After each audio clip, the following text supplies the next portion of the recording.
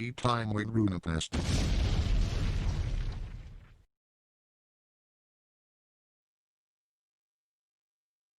Hey, Tempest. Hey, How's it I going? I don't know. I just woke up, so I'm all ready. Yeah, well, you're waking up at 6 p.m. This is good news.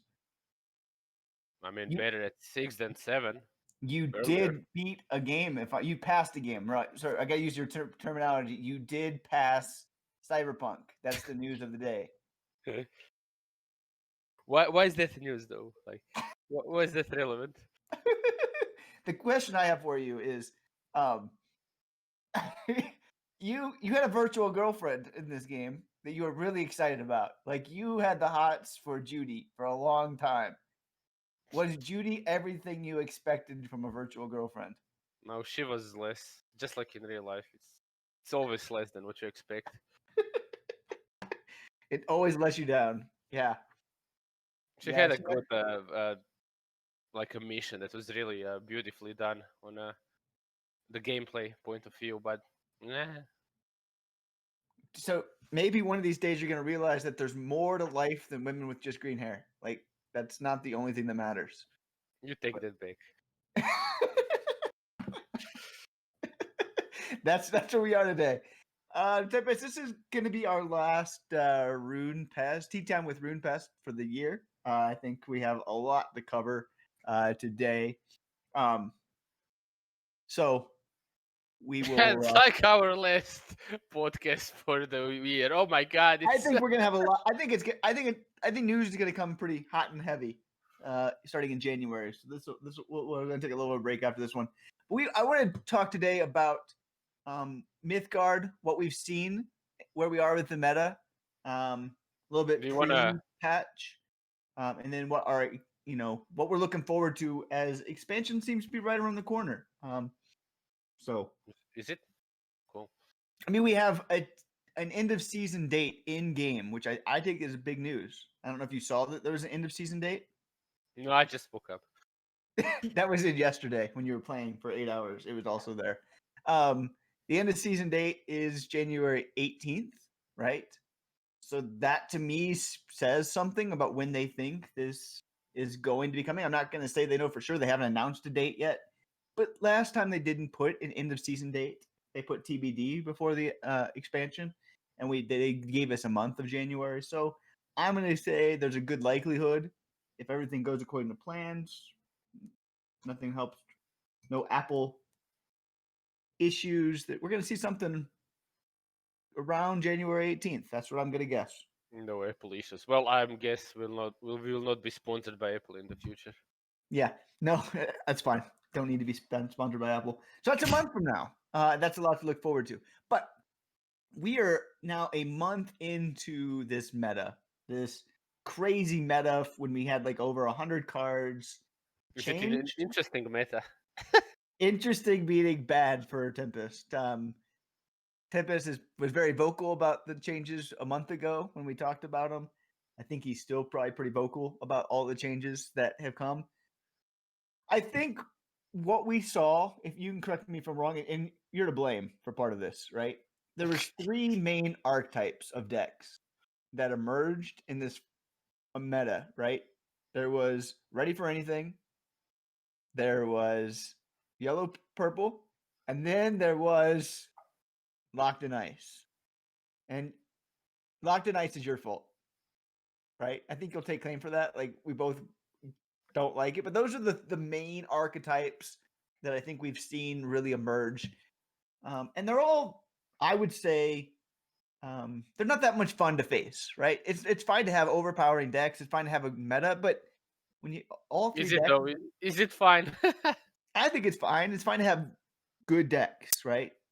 Um, but when the decks are, I wouldn't say they're not interactive. I get in trouble when I say they're not interactive because Noah says you're playing cards, so you're interacting. But there's like there's nothing you can do about any of these cards, right? Sometimes like YP is like agile, hit face, right? Does it have a lot of birds though? Locked in Ice, you're just like sitting there while all your minions are at 0 and then just getting pinged by Maelstrom for the rest of their lives. And then Ready for Anything was just buffing everything. And I mean, some of these were going on together with, Locked and Ice is good. That makes Ready for Anything kind of like the counter because you need Warded. So there was some of that counter play. But that was kind of the meta, what we've seen. And tell us, what have you been thinking about this meta? What are your struggles? Where are you with this first month of this new season? Well, I don't know. I've kind of started to accept it and just play my games with a dash of tragic comedy, and I was like, yeah, whatever. So, like yesterday, for example, I had a stream and I was perfectly fine with all the games, even though I had like spikes. Oh shit! Oh no, this is yellow purple. Blah. It's like whatever. It's a hard process, but you kind of have to get used to it.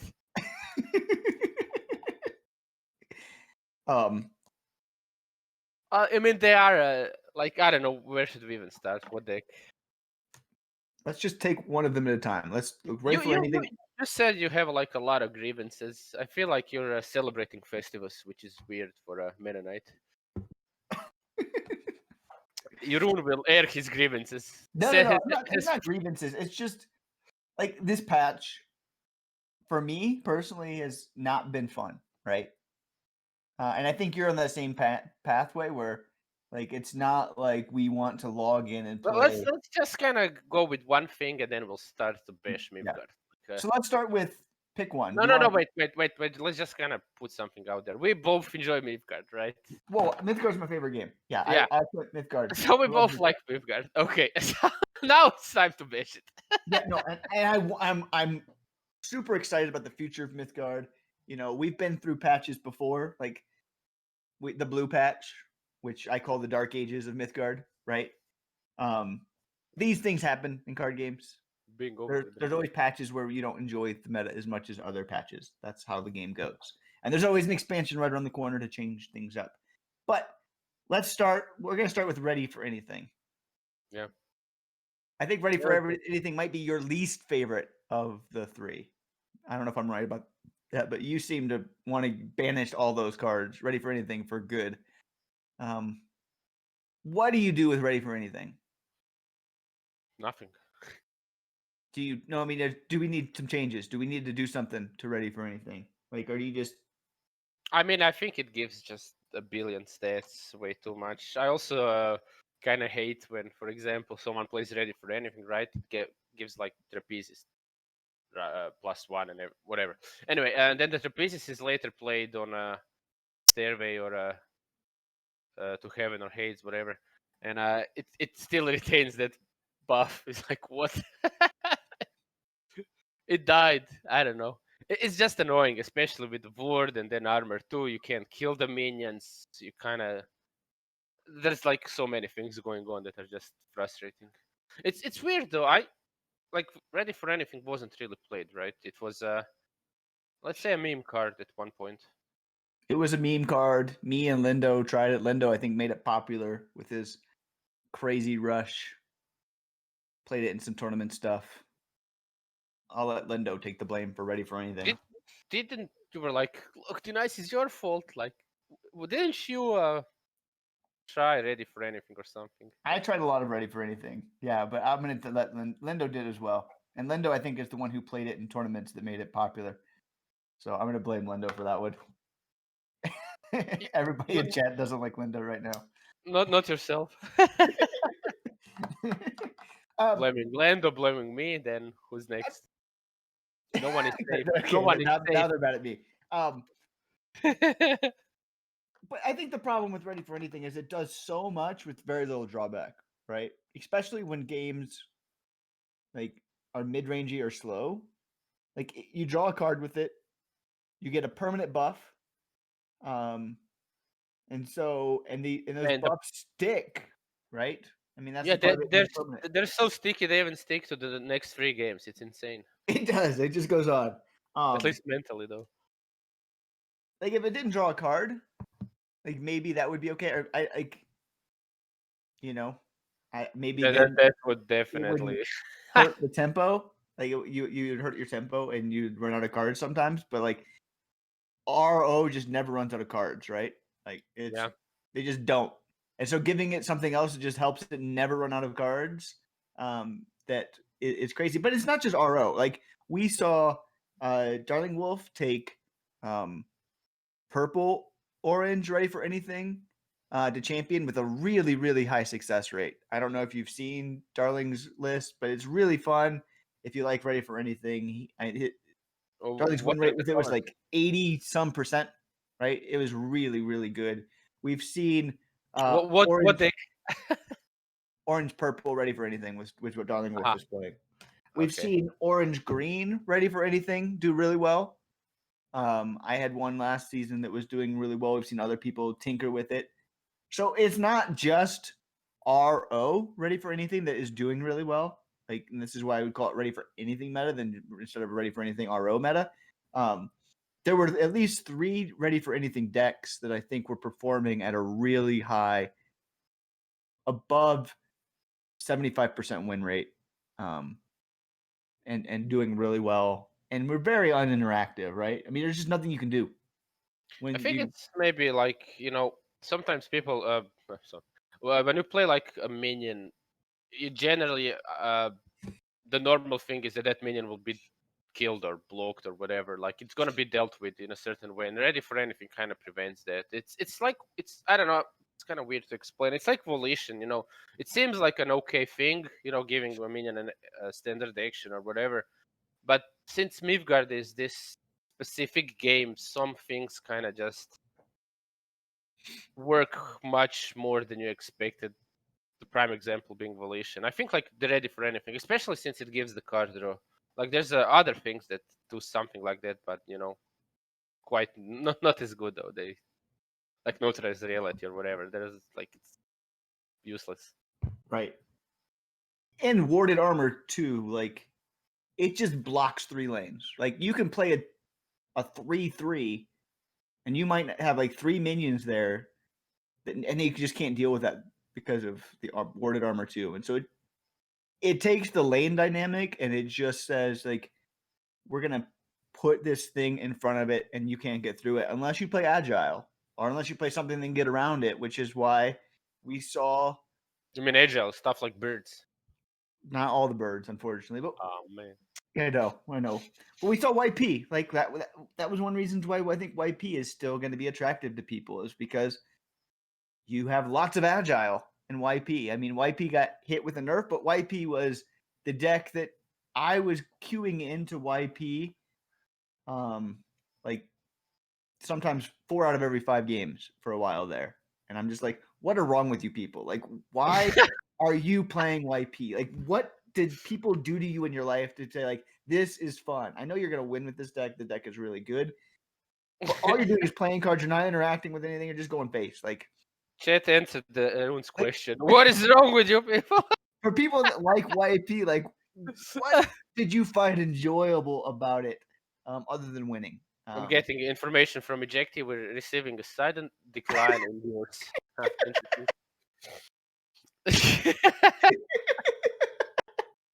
What did people do to you in your life? And that's fine. If you enjoy annoying Rune, then you got it. Like YP, you got it. But like, no, did you feel that way too? Like, I had like a, a lot of games. Obviously, I mean, like a lot of people have a lot of games versus yellow purple, and like most of these games, there's like literally nothing you can do. And like above 90%, it's just like okay. I mean, like whatever. If I could restart that game 10 times, I would still lose. Like it doesn't matter. it's like I draw Misanthropia or I draw my answer and I win, or I don't draw it and you win. So it comes down to like me having like getting my 2 tech cards before you beat me. If you survive the Misanthropia, that's not really easy. I know, and sometimes it does. Yeah. Um. Not to Yeah. mention they can like well, I guess they could not anymore.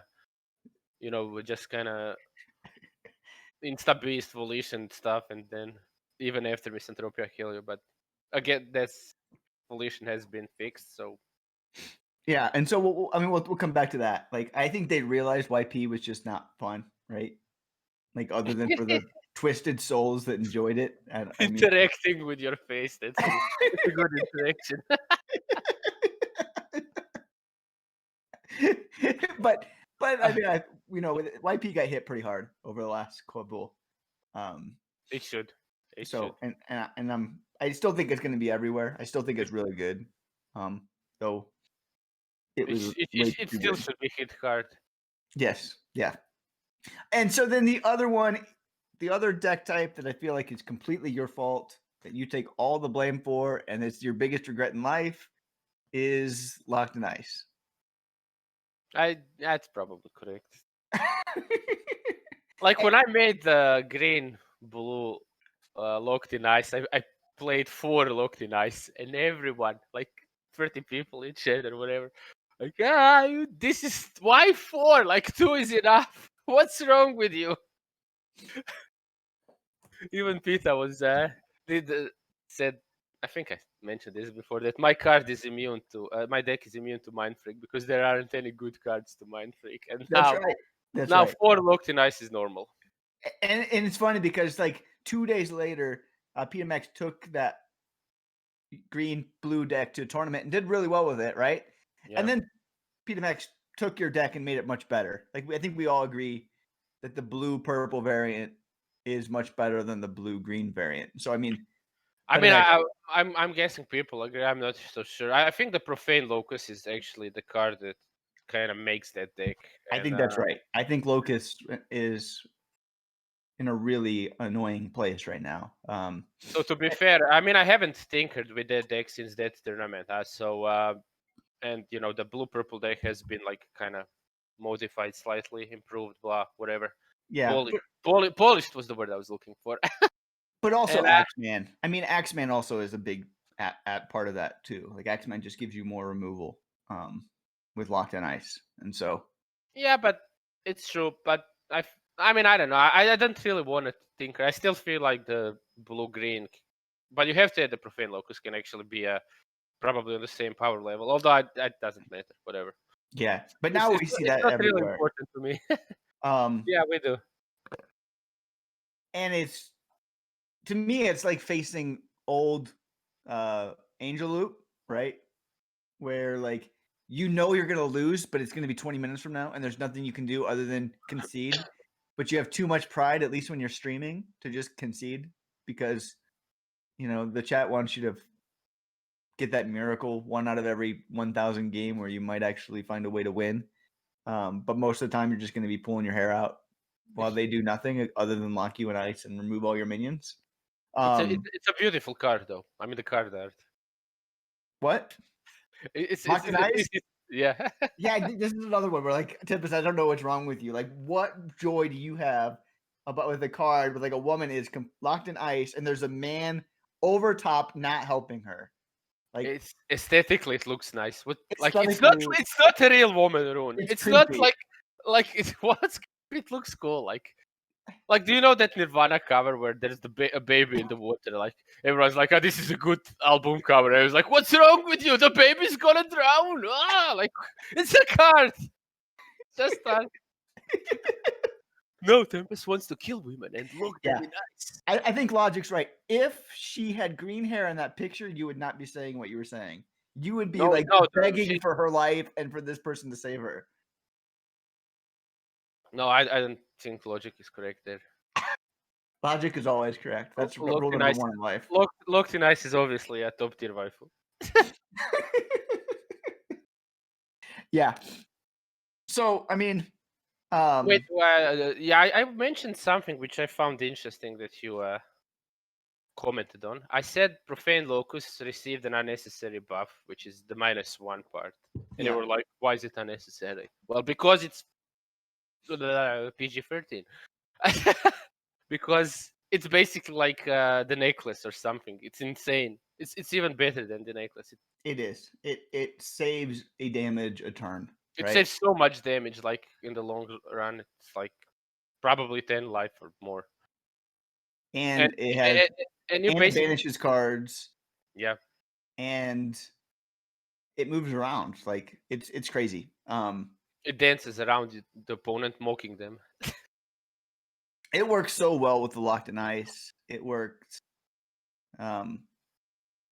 It is really too good of a card. I wouldn't say it was an unnecessary buff.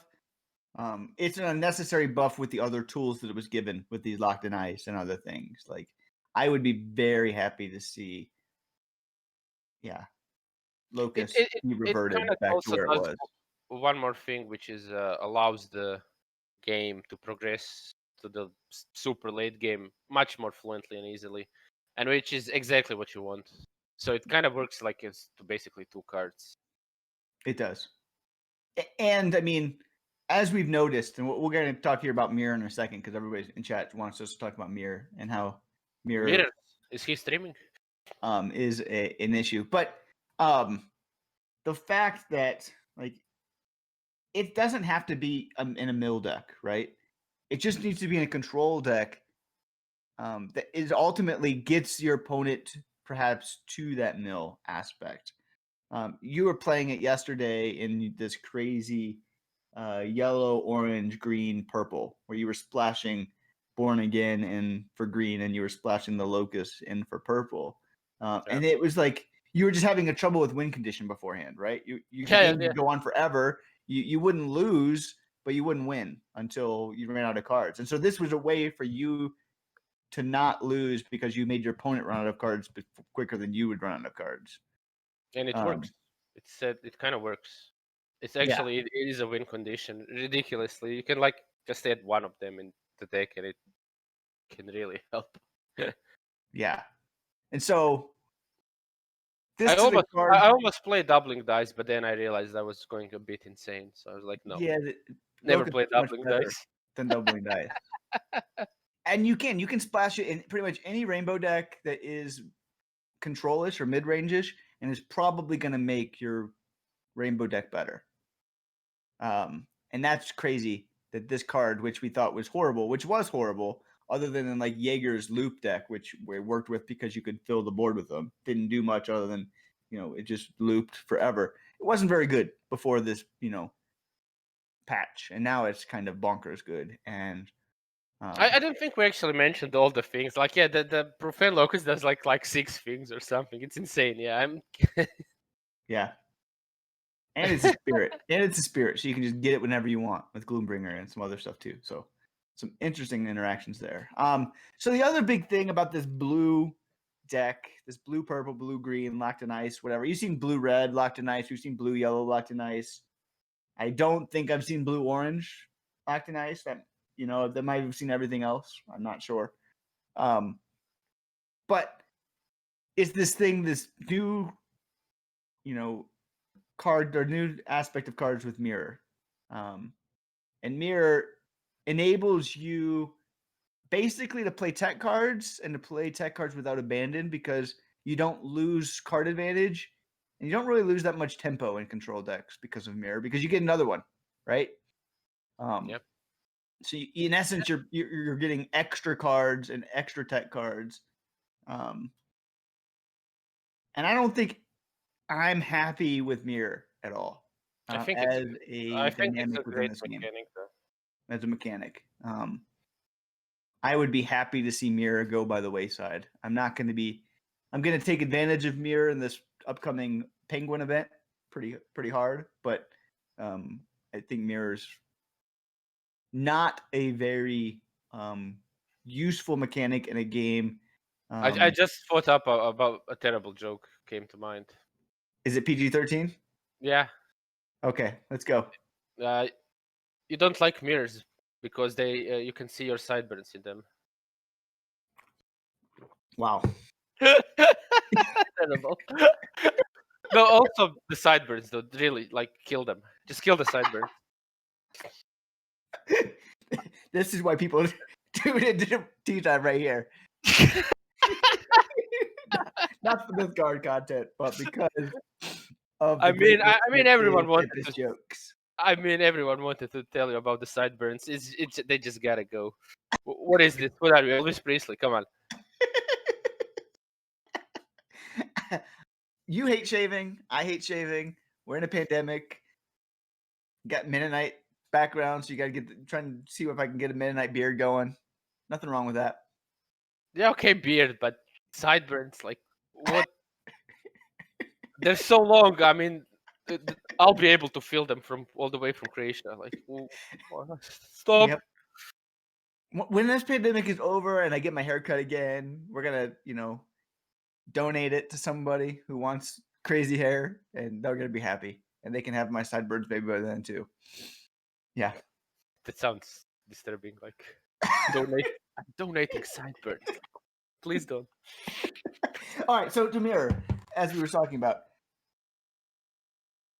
Yeah, I like thought it's Mirror. it's a good mechanic.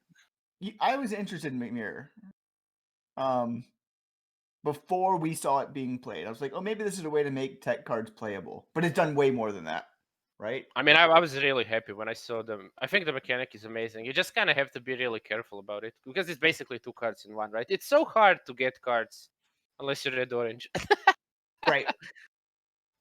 Like look at all the cards that we have. Like for example, Brainstorm. It's a card, so right, it's 1 card, and then you have to play 3 mana to get 2 cards. In a sense, you kind of get 1 card. Right. Like Raided Tombs, Banish, blah. It's and like this is even better than all of those. Not to mention, you get like another effect, which is like either killing or disabling something. It's so good. So And they're high impact. Yeah, high impact. And also, there's the psychology of like your opponent knowing that you have this card in hand, right? Because they see you have an ephemeral one after you've played one, and there's like nothing you can do about it. It mocks them. It ruins their morale. It's also another effect. Like, oh, fuck. It's kind of like the old, Sword Saint reality, like where everything you played, you just had to be ready for that biting blade to come down, right? I mean, it still is that way, but we don't see the Sword Saint to the extent with the changes to Sword Saint. If you play a Rune of Denial on my enchantment, I know like my next enchantment is just going to get Rune of Denial. And if I play something on that, it's going to be my next enchantment and my next minion that's going to get Rune of Denial. And with the burn system, right? The fact that like you can burn this tech card and you're going to get it back, especially in these long games. It doesn't matter if you play 2 of them, like or whatever. So you're getting 4 of these tech cards that you have very little downside of playing with the burn system. And there's nothing that your opponent can do. Like I would I am I mean, I was like a comment. You can't do anything about cards in your opponent's hand. No, I mean, like what Rune says, it makes sense. It's not like death, obviously, but you kind of are limited in your plays. yeah. So it kind of disables a lot of your plays. For example, like Deported does, but apparently no one really cares about Deported, which is only I do. That card needs to be deleted, by the way. You like can't play a billion things. You're like, okay, oh no, I can't play a big minion, it's useless. If I don't get enough small minions, I can't do this. Then like if I play Yep. there's like so many things you can do. It just kind of breaks a lot of your options. Yep. And I don't know, it's ridiculous. But I do like the mirror mechanic though. I just think you really have to be careful to, I mean, after I've seen it played, like I like the mirror mechanic in theory, but after I've seen it, like I just think, what kind of cards can it go on? Sure, it can go on Miraculous Feast, whatever.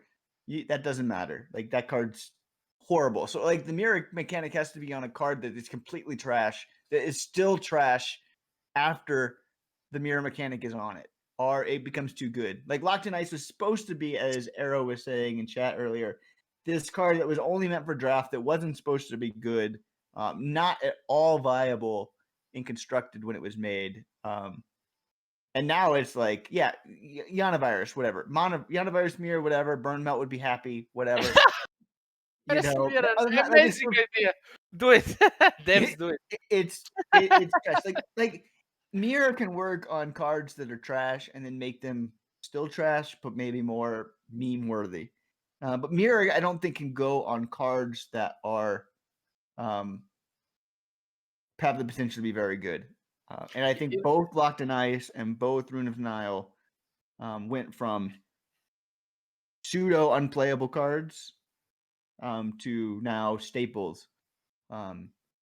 and in a way that they're both very unhealthy because of how they just destroy boards and destroy what you're trying to do in Mythgard, and also limit your ability to make plays for many turns down the road at the same time.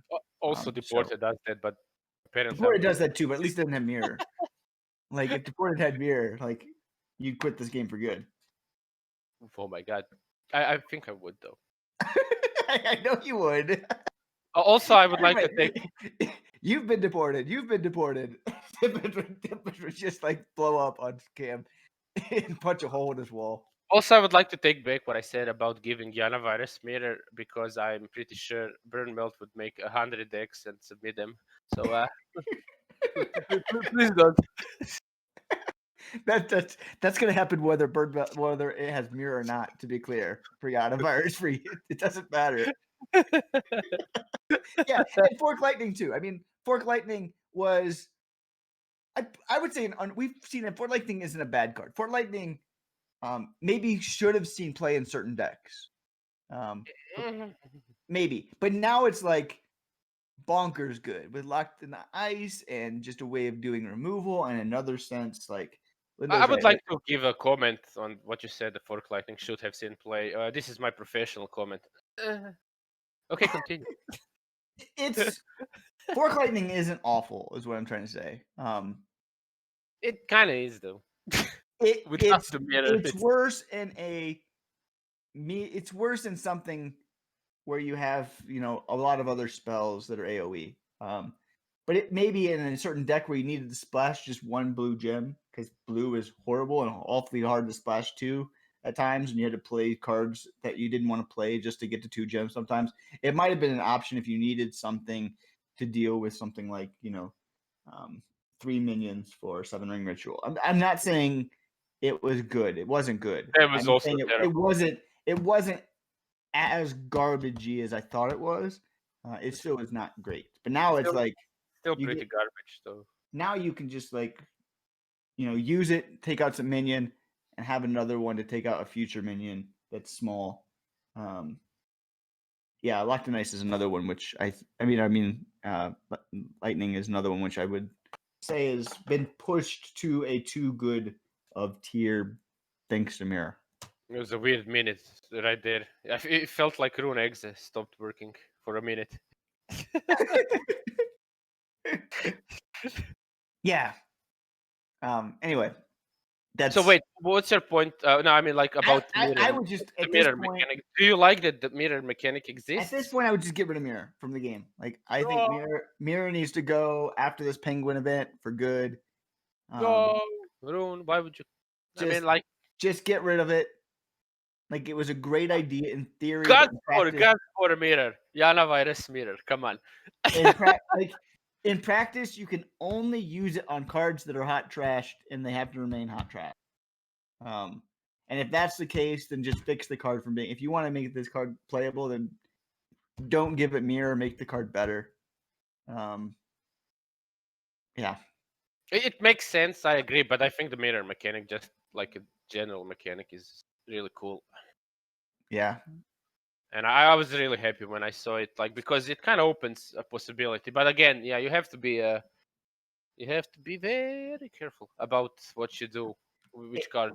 In Mythgard, where cards matter so much, I'm just not sure it works. And so maybe you're right. Maybe Chet's right. Maybe they pick the wrong cards, but maybe the value is just too much on mirror. And that's would be my worry is the value is just too much in this game when cards make such a big difference. It wouldn't be too much if you give it to Yana Virus or a Godsport. or maybe maybe mirror makes the next one cost more. Like if it made the next version of that card cost 2 more than before, like maybe that's enough that like the value isn't so good or something, where you still get another card, but it costs more on the second version. Maybe that would work. I don't know. If you want to keep this mirror mechanic in the game, then somehow I think you have to alter the strength of the second ephemeral card. Why don't you just alter the strength of the original card?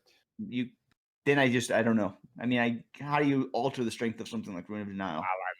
Just make it cost more, for example. Yeah, yeah. I don't know. So, although to be fair, I feel like Rune of Denial kind of helps dealing with a lot of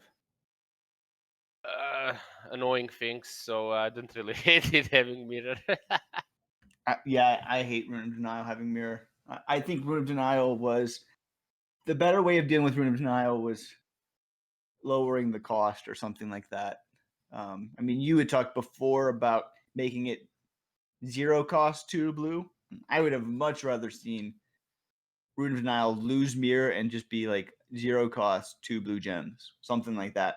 The tech spell that you don't get 2 of, and so you're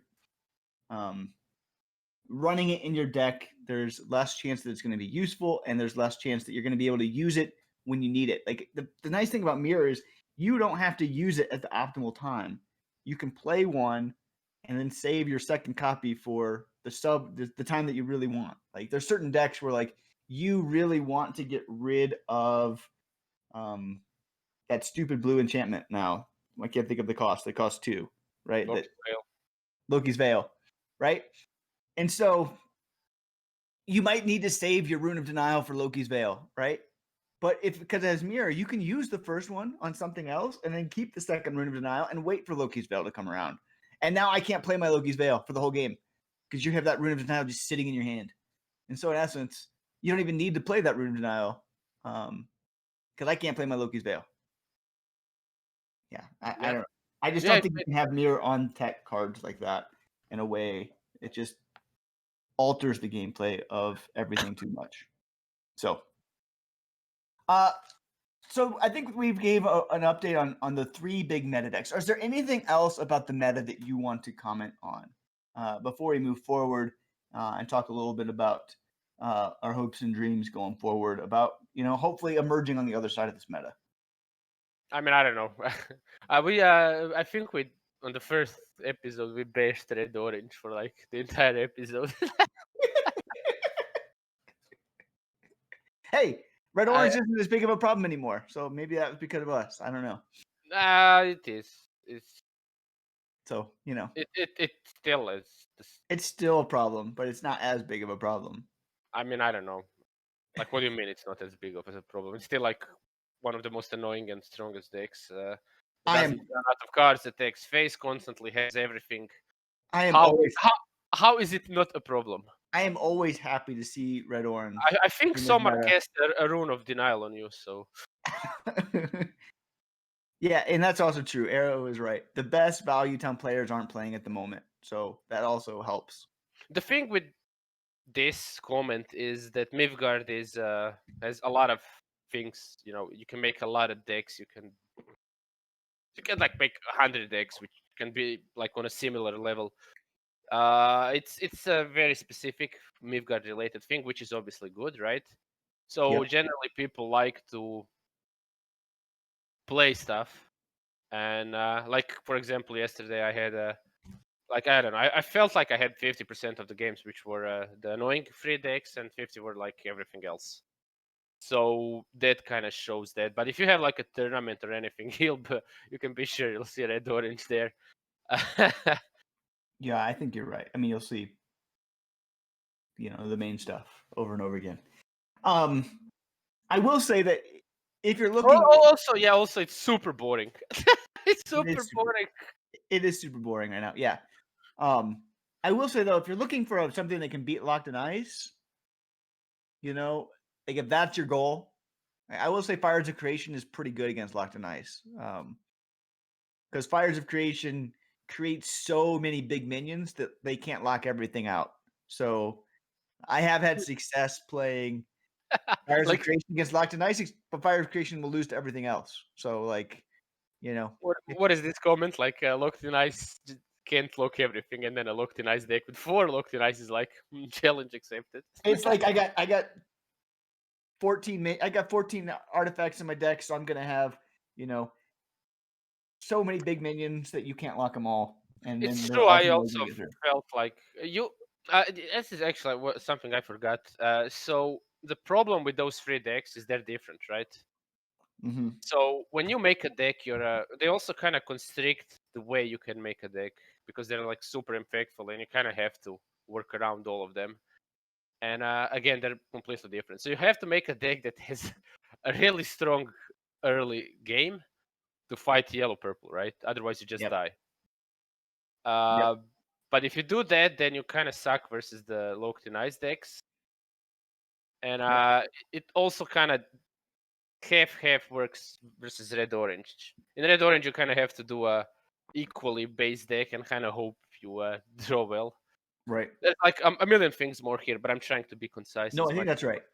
And in locked in ice, I don't know. Like the You gotta problem is, be you gotta be more greedy than locked in ice. yeah, you Like, have to have something that has like infinite value, or which is kind of ridiculous, and that's kind of weak versus all the other things. It's so weird. I mean, I don't know. It just restricts everything. It's kind of hard to explain it. I think we would need to write like a couple of pages of this, just yep. because No, there's I so think many that's right. variations. So, like, if you want to beat one of these, you can beat one of these. That's positive. Like, you can find a deck that just like can take out YP, right? You just play, you know, the bird that suppresses agile, right? The crane girl, whatever. You can play some of those cards that are just bad, and then YP kind of like cries, right? You can, and then you just lose everything else though. If you want to beat Locked in Ice, you can play Fires of Creation and just outvalue and outgreed it. And therefore, um, yeah, you can do that. And also, if you want to beat Red Orange, I don't know how you beat Red Orange other than with Ready for Anything, because A blue. crane girl. What is wrong with you? Also, Crane Girl is actually decent in this against YP. You know, Crane I Girl. think. Sorry for, but I think Jack is asking us, will you two be addressing the announced nerfs? Yeah, we're gonna talk a little bit about nerfs, then we're gonna talk a little bit about dreams. All right, they want us to move on. Ejecti doesn't want to be here all day in the back screen. Yeah, we need. So Okay. we'll move forward, but I think that gets to the point that you're right. There's not really anything that can beat anything, and that Also, really does crane alter the girl. meta. I mean, yeah. Let's move on. Crane girl, Um, though. so we got a patch this week. And the patch didn't have lots of tuning. It's not supposed to. It's not a mid-season patch. I think we'll probably see some more tuning with the expansion. Sometimes they change cards that might not play very well with the expansion. But we saw the Tree of Life go from no 4 to no 3. We saw the Racer get banished at end of sundown, so it's not no more Facer. And we saw Volition just get completely altered and nerfed to oblivion. It gets an extra gem cost, and it now at sundown, or in sunrise, it will empower with an extra standard action. So no longer does it give a friendly minion a standard action and is stunned after attacking. It's now empowers at the beginning of your next turn with an extra standard action to a minion. So there we are. We got 3 changes. Let me just say, I love all 3 changes. I think all 3 changes are great. Really? Why the Tree of Life? Was that really relevant at all? I think when they looked at the data, and I'm not a huge data is everything, but when they looked at the data Oh yeah, I for remember this. Yeah, okay, just okay. for turn of seasons, they noticed that going second and getting a pursuit, your win rate was 8% higher going second than going first with the same decks. And so they thought that is not a very healthy difference in win rates between going first and going second. And so they made a small change. And it's a very small change. And I get it, because I mean, basically, life was protecting 4 life, right? Because you had to kill it, which is in essence making sure that 4 damage that might go to face is going towards that tree, at least, maybe even 5 if they attack into it and it heals on your second turn. And then also it's gaining you life. So it was probably stopping 4 damage and gaining you at least 2, if not 3, sometimes more life through it. And so I think this change is fine. I'm sorry I asked. Thanks, Tempest. I just loved life protects life. It's Tree of Life. Life gives life also. Like there's a lot of things there. I need to Yeah, rewatch it's great. We also got changes to Racer and Volition. So I'll let Yeah, you take which one. Which one do you want to go with first? with Volition. Volition. What do you think? I think it wasn't nerfed hard enough. If it was me, I would give it 11 mana cost and like this next. That's what I think about that. It's fine though. I like both changes. Yeah, but yeah, just those cards can ride a donkey. It's a PG-13 thing, guy. Yeah, I mean, Volition was way too good, right? Yeah. And the Rhinos have tried multiple times to take a run at Volition, and they have failed to not make it too good each time. Sometimes they've dealt with other cards other than Volition to try to take a run at Volition, whatever. But Volition has been one of those cards that has been meta defining since I started playing over a year ago. Wait. We got that slow keyword. Is it kind of super useless now? No, I think slow keyword is really good on like that construct minion, and it enables maybe some other minions will need slow in the future. I guess it makes sense. Okay. But with now it's not necessary. I think with Boneyard, but or Abominable, whatever. But I think it is useful with that construct. Like the last thing you want is that construct to come down. You have 14 spells in your graveyard, and you just deal 14 damage to face, and you win the game. So yeah. But this card is just it's been tried to get at in so many ways, and just they haven't. Like I think at the start of the game they didn't realize how important giving standard actions to things was, and we've seen that time and time again that these cards have got nerfed. Not enough. Some of them we really want to be nerfed even further, like maybe Horn in the future. But this one is just gone from it's still maybe a tech card in some random deck that Burnmelt and some other memers come up with, but in essence, I think this card will not see the light of day in most, and that's fine. This card just doesn't need to. Yeah, it's true. I actually saw someone play it, and it's like okay, I probably win this match. Yeah. Yeah, So, I think Racer should never have been a one coaster pieces. So yeah, it's like was a bit ridiculous. Yep. It's also it does feel a bit funny having all these stakes, but okay, it's fine. This Racer change was the change I've been advocating for 6 months, 8 months. Like I feel like Shroud. I still am going to go down on my grave saying the Shroud nerf was unnecessary. That the Shroud nerf was only necessary because of Racer, and like the best way to deal with Shroud was to make Racer never go in the graveyard. People don't like Shroud because I shrouded Racer and them to death, and I got Shroud nerfed because of that. I get it. Like I abused this card more than any other card I've ever abused in this game, but this is the change I've wanted for 6 months. Shroud's never going back. Shroud is a nerf that was built on and done because of Racer, and it's sad because now we don't just see Shroud very much. It's not as good unless you have overpowered 1 and 2 drops that you can bring back. I'm happy with Racer. Get it to Ephemeral. It's still one of the top 10 1-drops in the game. It might not be the best 1-drop or top 2 1-drops in the game, but it's still such a good 1-drop. And People, Lando mentioned that I used to put one Shroud in every deck, which was true. you did. Shroud was your. I love this too. This brings back good memories. Shroud was your favorite card in the game, until you faced me. And like I shrouded you Racer so many times that you got so mad at me that you changed your favorite card in game and said, I'm done with Shroud. The problem wasn't just okay, that was, but you forgot like the Matryoshka thing, so you Oh yeah, having for like sure. But Shroud, you five, changed Shroud from your favorite five, card. 6, 7, I don't know, 5, 6, 7 rush minions every turn for 2 mana was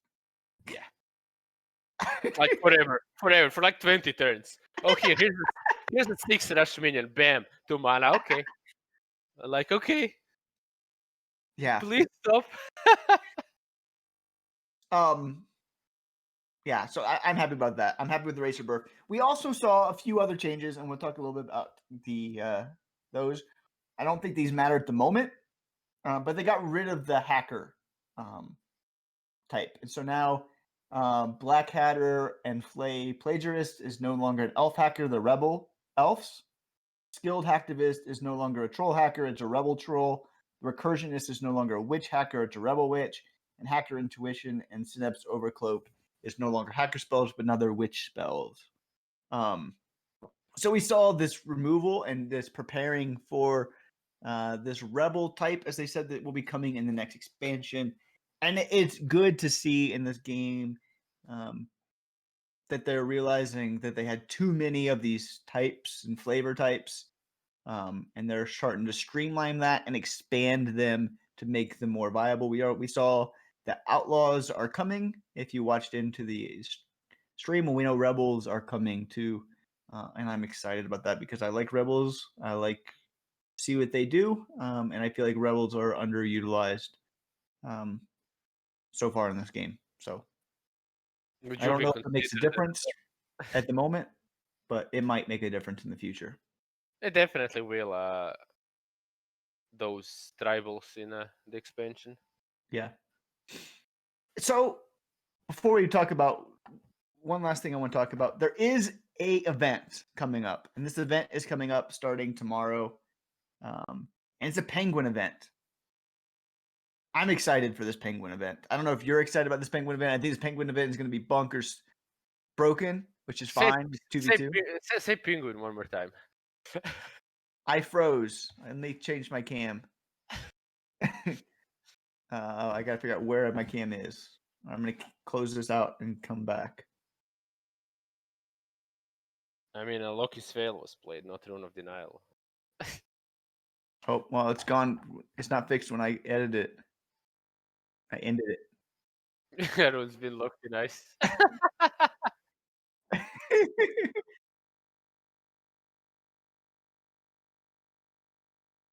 All right, we should be good. Ejecty, it's back up. I'm excited for this penguin event. I don't know if you are. I'm excited. I'm hoping tomorrow I can rush home from work, and play some 2v2 with you on stream. These penguins are going to be everywhere, and they buff. My penguins will buff your penguins. Your penguins will buff my penguins. It should be a lot of fun. Mister, will you come over for lunch? I can't. I gotta go play penguins. But if this event is as fun as I think it's going to be, just because it's going to be broken, I'll be playing lots of 2v2, and that will get me out of this 1v1 playing these 3 decks for a while. So I'm great. But yeah, that's right. You did say you were never going to play 2v2 with me again. I never said that. Like, what is wrong with you? Where did you pull this out of? From your pocket? After I made us get second in that tournament, it was all my fault. It was. You should probably never sleep soundly again. But you know. But yeah, so I think it's gonna be fun. I hope it brings some people back to the game just to play, to get some cool emotes. We have all new. We have 70 emotes in the game. I got one yesterday. I need to play some daily missions so I can get some more emotes today. I'm excited. I will play with Chichos. I'll play with whoever. We're playing lots of 2v2 over the next couple weeks. So that will be a good, fun way, I hope, of Yeah, we passing can the do time a with we this can do a expansion. to a joint stream if you want. I'm fine with penguining it up. So I've already trying to build a Fires of Creation deck. Fires of Creation might not be great. I don't know, because your decks are going to be so much bigger, so your chances of getting the artifacts are going to be less. But I want to play 4 colors. The 4 colors of these penguins that excite me most, I don't know if you've spent time thinking about them, are blue, yellow, orange, red. I don't care about warded as much. I don't care about swift and compulsory curse. I'm excited to see mirrors or penguins which have mirror, penguins which have life tech, penguins which have overrun, and I want to see the penguins that have +1/+1 to give all these penguins. So those are the 4 penguins I'm excited about. So I built a Fires of Creation red, orange, blue, yellow deck in anticipation for this event already. Have you built a deck for it yet? No, I know. Will you build a deck for it? I'm sure. I know you're never excited about that type of stuff. So yeah, I can't wait to do that. No, I like some of the cards look fun. Would actually this is maybe the first time ever in Nilfgaard history I'm actually planning on playing Godsport, and that yellow penguin kind of loves that. So Yeah, it's gonna be fun. I think it's gonna be a lot of fun. And Fires of Creation has always been really good in 2v2. So I'm hoping that we can find a way to make it to be so good. I don't really care if the deck is good or whatever. I'll just kind of No, I want to win. Like I want to go and play 2v2 with you for like 4 hours straight, and I want to not lose a game for 4 hours. Okay, calm And down. everybody just see our amazing penguins. I gotta win the games. I gotta win with the penguins. You can't lose with the penguins. What's wrong with you? I want to solve the penguin meta. So Long ago, there was a streamer and a Midgard player called Rune. He solved the penguin meta. yes, that's right. So this stream, I want to go a little bit longer. We're not going to go too much longer. The last thing I want to talk about today are what are some of your hopes for the future as we look to the end of the year, as we look towards expansion. What are you hoping for Mythgard as we move forward? What do you want to see in the game, and what are you dreaming about for the future of Mythgard? Deported gun. I don't know. I just kind of, as people said, I'm not really particularly happy with these 3 decks and the current meta, but there were like certain points where it was quite reasonable. Either way, like, I mean, like, what is this question? How am I supposed to answer it? I'm hoping we have like a meta where you can like play 20, 30 different type decks, and it's like less and less high rollish and whatever. It's probably unreasonable, but whatever. It's a fun game. I just hope it rises and it gets continued to be fixed and whatever. It just improves and grows basically. It's such a political answer. I have basically said nothing. I mean, Thanks for the question. this game is still a baby, right? Like, yeah, we've seen a core set, we've seen expansion. Like, let's call it a penguin instead of baby. I don't know, just for the flavor. This thing is still brand new, right? In the grand scheme of things of where this game goes, if this game, survives and flourishes and moves forward, where we are right now is going to be a blip in the system that lots of games go through as they are in their beginning stages without lots of cards. Like, I don't know when we'll see rotation and things like that and how we do that. I've been thinking a little bit about that. Rakthazar has a question for us we can get to in a second. But like, I think what you really need to see for Mythgard to see it in its full potential is probably like 6 expansions, right? 2 years of infusion of cards and a larger card pool. Because the card pool right now is still itty bitty in the grand scheme of things. And my hope is that we're going to see some sort of rotation happen after expansion 6. We'll hopefully get some news about that. But that's where we'll be able to see like this full set of cards and have a lot more to do with and interact with and build some really cool decks. And I'm hoping that we see some expansions that, expand the possibilities for what we can do with decks. And so, I'm not too upset if there's, metas that are down and and not very fun because that's just part of the growing pains of figuring out the game and letting these cards come into this game. So if we do see 3 expansions a year, I figure you need to get through 6 expansions, which is 2 years worth of expansions before you really get to that solid base of cards. What is happening here? What? I mean, I get that you say this, the game's not young because it's been around for long, but it's only been officially released for 3 months, right? So, I mean, I'm going to say the game is young in that regard. So, I mean, I'm looking forward to seeing the future in this game. I'm forward to seeing what kind of changes these expansions bring, right? I'm in Mythgard, hopefully for years, right? Like, I'm okay with there being lulls in the game that aren't as great as others. I'm here. But I'm interested to see the future and how they deal with rotations and expansions. And I'm also really interested in to see what, if any, impact tournament play has on the future of Mythgard. So I'm looking forward to January to tournament play to see if that brings a new type of player in that perhaps is more creative and alters what we think about decks and what's possible about decks, because we need more creative deck builders in this game. Like, if you wouldn't have pushed this Locked in Ice and expanded with it, it might not be a thing right now. We might not be where we are. The meta might be a little bit better. I don't know. Might be worse. But we need creative deck builders in this game, and I feel like we don't have that many creative deck builders. I'm not the most creative of deck builder out there. I'll play things because I think it's fun, not because I want You it to got be good. creative sideburns at least. Yeah, I mean, I'm creative in playing, bad decks. I'm trying to make bad cards still bad in Oh playing. yeah, I watched your stream the last time. You made such a bad deck. That's fine. Like, that's how I have fun. But there's people out there that are able to make good decks with good cards, in new ways, and I'm thankful for those players. And so, yeah, I'll keep trying to make bacon decks all over the ladder, and I'm hoping, to Lindo's point, that somehow Shaggy, as we saw, is this pig, does something that makes bacon better. Like, Shaggy and Beacon Banner need to go together, and if they don't go together, there's something wrong with Mythgard. I think I remember that card. Isn't that card terrible? We haven't seen the card. We just saw the art.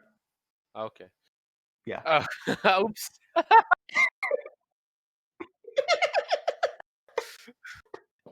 Anyway. Who let it out? We've seen the art. The art was released, and it's a pig. I don't know. Anyway, this is why you can't talk with Tempest off the cuff. I don't know. Like, why would they release? Okay. No, you're a creative deck builder, but you're on the level of me, where like you try to make marginal cards really fun, and sometimes you make it work. But I'm interested to see competitive players come in and what they might do to this game, and I'm hoping it drives more competitive play. Is what I was saying. So we had a question here from Rack. I think it was Raktazar. Yeah. That I'm going to give you, Tempest, off the cuff.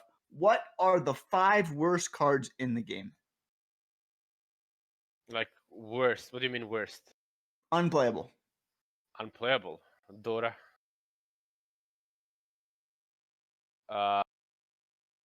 Shaggy the Brave.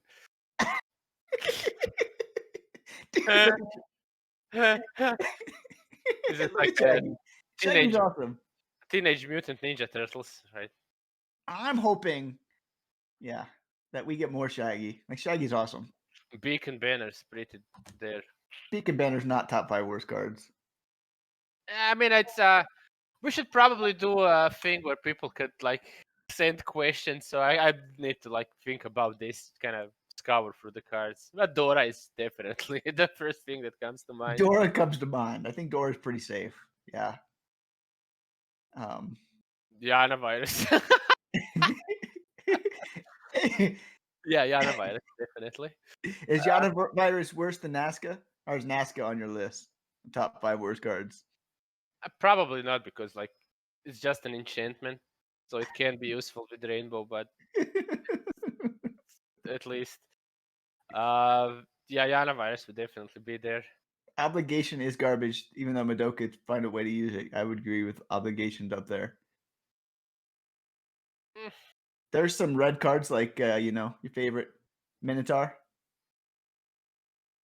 Yeah, it's pretty. Red Yeah, card. There's a lot of bad red cards. Like Minotaur could be there, but I'm not sure if it would be in top 5. Probably. Behemoth is one of your least favorite cards. You have a quote about it, how you'll never play Behemoth. No, actually, Behemoth is much better now. It's still not great, but it's better. Yeah.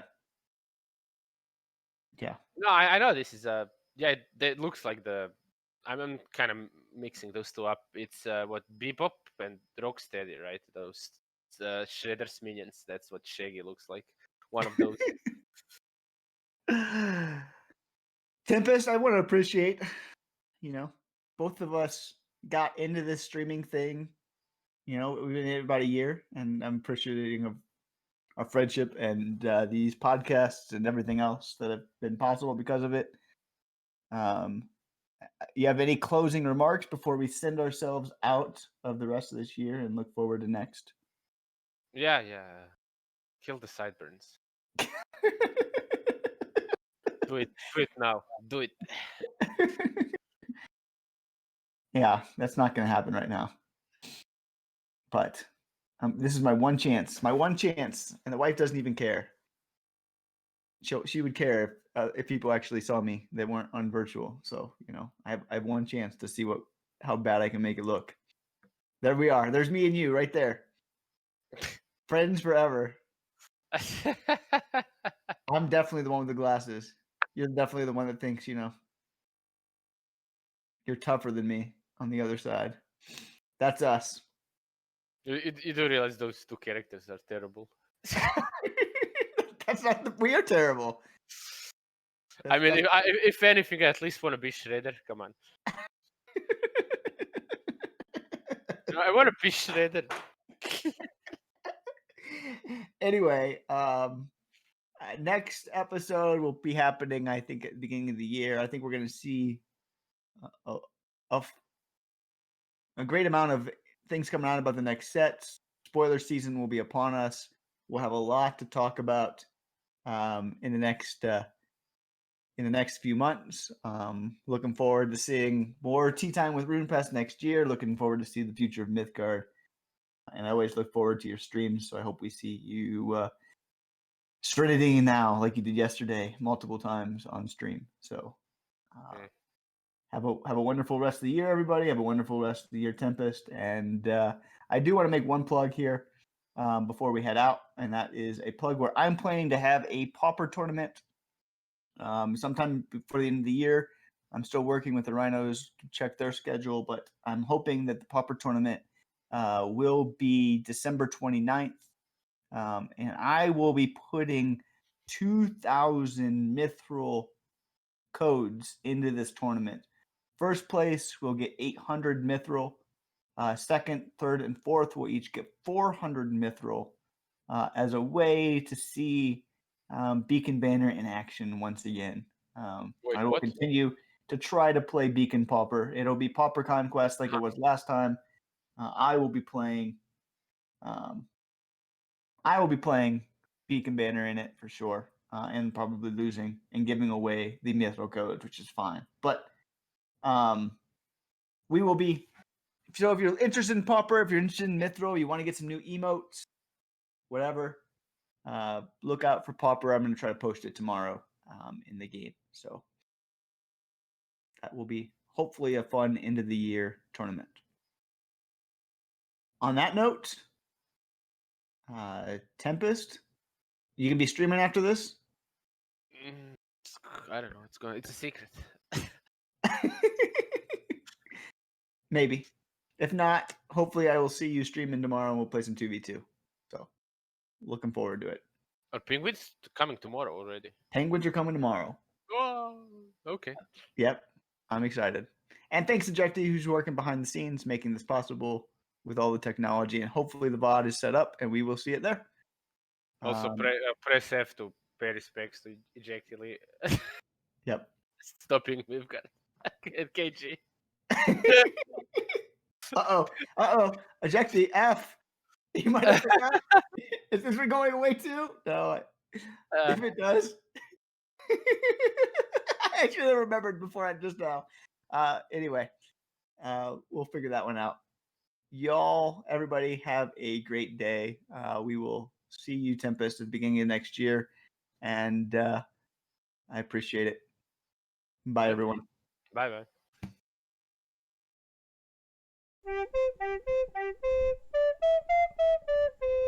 Keep time with Runepest.